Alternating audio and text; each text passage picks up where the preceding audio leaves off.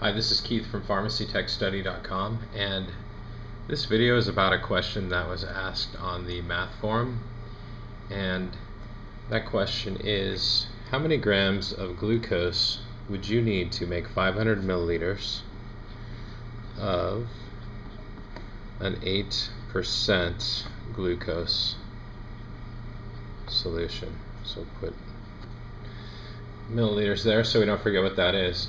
So this is actually a very common question from techs who are just starting out with this kind of math. And so what I was hoping to do with this video is to kind of show the way to look at it so this becomes very easy to you.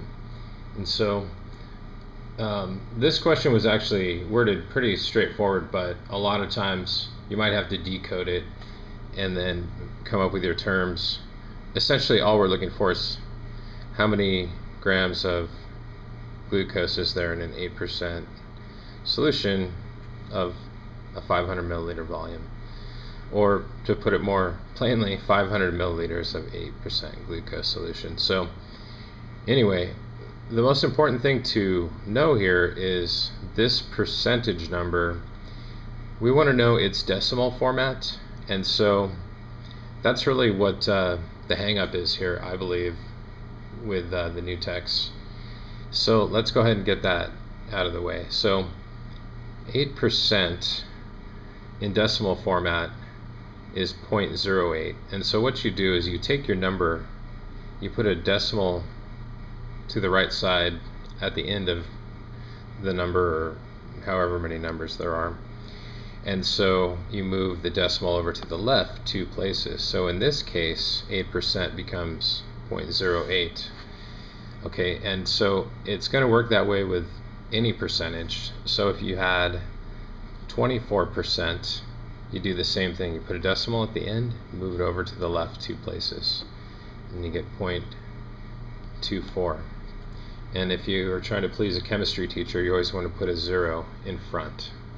Otherwise you'll get docked a point. But we won't go there.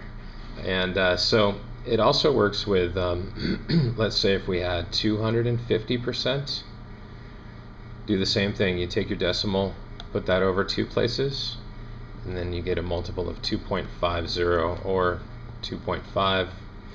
Anyway, that's how you figure out what your decimal format is for a percentage. So let's go back to our question. So we have a volume of 500 milliliters. So we'll take 500, and what you want to do is you want to take your decimal representation of your percentage, in this case 0.08, and you want to multiply those two, and then what you get is your answer. And in this case it's a weight volume solution, a glucose solution, so it's going to be 40 grams.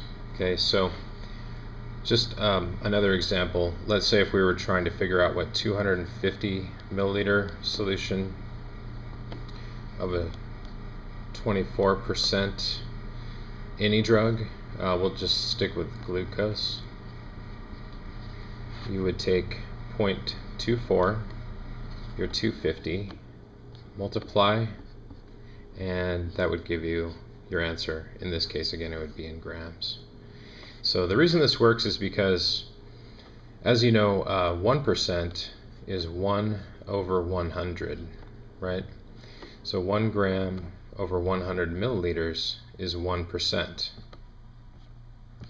Okay, so now take your calculator, and so a fraction is basically a numerator and a denominator, and it's taking the numerator and dividing it by the denominator. Okay, so in this case it's 1 divided by 100 equals 0.01. And so as you can see, you get the same thing by taking a decimal, putting it at the end of the number, and moving it over 2 places, 0.01. And so that's what makes this type of math work. And so once you get how to make your decimal representation of your percentages, this is going to make a whole lot more sense.